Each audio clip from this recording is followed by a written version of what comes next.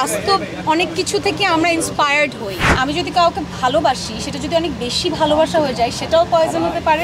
প্রথম আমি এত কম কাজ করেছি। সিনেমা তো আসলে আমাদের আর্টিস্টদের বড় মাধ্যম। আমার দর্শক যেটা চায় অ্যাবাউট সিনেমা, সেটা ইনশাআল্লাহ ভেরি ভেরি সুন। আমরা প্রত্যেকটা গল্পই কিন্তু যখন একটা গল্প তৈরি হয় তখন কিন্তু বাস্তব অনেক কিছু থেকে আমরা ইন্সপায়ার্ড হই, বাট মেইনলি কিন্তু আমরা একটা বাস্তব গল্পকেই বা একটা বাস্তব ক্যারেক্টারকেই আমরা প্রেজেন্ট করি না। সো অবশ্যই আপনারা যখন দেখবেন, আমি তো একজন নাটকের মেয়ে, ওই জায়গা থেকে যখন একটা নায়িকার ক্যারেক্টার প্রেজেন্ট করেছি, আমার অনেক স্টাডি করতে হয়েছে। হ্যাঁ, সো ওই জায়গা থেকে স্টাডি করে একটা ক্যারেক্টার প্লে করেছি। বাট আপনারা যখন দেখবেন আপনারাই বুঝতে পারবেন যে আসলে এখানে কতটুকু মিল আছে, কতটুকু নেই। বাট আমি বলবো পার্সোনালি কোনো নায়িকার সাথে আসলে এই গল্পের কোনো মিল নেই। সো আপনারা প্লিজ এই ভুল ভ্রান্তিতে থাকবেন না। আমার কাছে মনে হয় access of anything is poison. আমি যদি কাউকে ভালোবাসি, সেটা যদি অনেক বেশি ভালোবাসা হয়ে যায়, সেটাও পয়জন হতে পারে। আমি যদি আবার কাউকে ঘৃণা করি, সেটাও যদি অতিরিক্ত মাত্রায় হয়, or if I do anything right or wrong, সেটাও যদি অতিরিক্ত মাত্রায় হয়, সব কিছুই কিন্তু আমাদের লাইফে একটা পয়জন হয়ে দাঁড়াতে পারে। সো ওই জিনিসটাই আসলে আমাদের মেইনলি এখানে তুলে ধরা। সো আপনারা যখন কাজটা দেখবেন তখন you will feel the same, আমার মনে হয়। সেটাই তো টুইস্ট। টুইস্ট না থাকলে তো আসলে আপনাদের দেখার আগ্রহটাও বাড়বে না। অবশ্যই এটা কি হয়, আমরা যখন নায়িকারা বা একটা আর্টিস্ট শুটিং সেটে থাকে, আশেপাশে কিন্তু পুরো টিম ঘিরে থাকে। সো ওই টিমটাকে ঘিরেই আসলে আমার প্রথম পোস্টারটা, আপনারা যে পোস্টারের কথা বলছেন, আর অবশ্যই ওখানে কিছু টুইস্ট আছে, কিছু থ্রিলড ব্যাপার আছে স্টোরিতে, যার কারণে হচ্ছে আপনারা ওই ছবিটা দেখেছেন উইথ দ্য ব্লাড। দেখলে আপনারা আরও কাজটা ভালো মতো বুঝতে পারবেন। এই প্রথম আমি এত কম কাজ করেছি। আমার নাটক হয়তো আপনারা দেখতে পারবেন এবার 4 থেকে 5টা। এটা আমার এই এত বছরের ক্যারিয়ারেই প্রথম, just because of poison. Poison নিয়ে আমি, আমার টিম এবং আমার দর্শক এতটা মানে এক্সাইটেড ছিল, তাদের এত এক্সাইটমেন্ট আমি দেখেছি। সো আমি আসলে পুরো দমে চেষ্টা করেছি পয়জনের সময় দেওয়ার। সো আজকে এখন তো প্রিমিয়ার চলছে, সো এরপরে তো বোঝা যাবে। আমি আজকে লাইভে সকালে একটা কথা বলেছি যে এটা আমার ক্যারিয়ারের ওয়ান অফ দি না, আমার সবচেয়ে ডিফারেন্ট ওয়ার্ক, অ্যান্ড এটা খুব চ্যালেঞ্জিং একটা ওয়ার্ক। যে আমরা নর্মালি আমাকে খুব রোম্যান্টিক ভাবে, অনেক সুইট ওয়েতে আমাকে আসলে আমার দর্শক দেখেছে। সবসময় আমার দর্শকদেরকে আমি বলতে শিখেছি একটু ডিফারেন্ট ওয়েতে দেখতে চাই।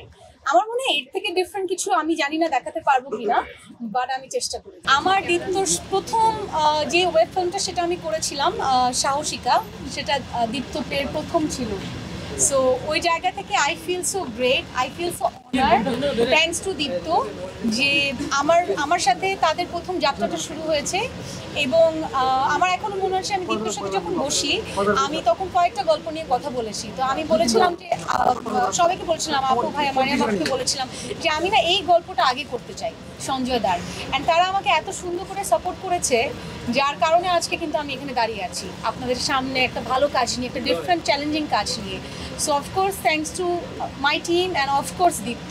অবশ্যই থাকা জরুরি, কিন্তু আমাদের সিচুয়েশন মাঝে মধ্যে অনেক কিছু চেঞ্জ করে দেয়, বাট অবশ্যই থাকা জরুরি। কারণ দাদার সাথে একটা আর্টিস্ট এবং একজন ডিরেক্টরের অন স্ক্রিন কেমিস্ট্রিটা খুব দরকার। যে আমার ডিরেক্টর আমাকে এটা বোঝাচ্ছে যে এই ক্যারেক্টারে আমি তোমাকে এইভাবে দেখতে চাই, এটা বলার সাথে সাথে যখন আমি বুঝে যাই, that is the main thing.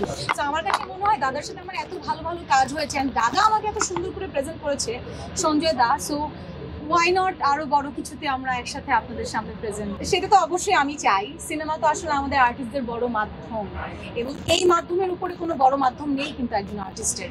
So আমি অবশ্যই চাই, সবচেয়ে বড় কথা আমি জানি আমার সাংবাদিক যে ভাইরা আছে তারাও অনেক বেশি করে চায় যে আমি সিনেমা করি। অ্যান্ড আপনারা যে এসছেন, আমি আগে আপনাদের উদ্দেশ্যে কথা বলতে চাই একটু, যে থ্যাংক ইউ সো মাচ। আমার ওয়েব ফিল্মের প্রিমিয়ার হচ্ছে, আর আপনারা এতগুলো মানুষ এখানে এসছেন, মানে I feel so honour, I am feeling so respect.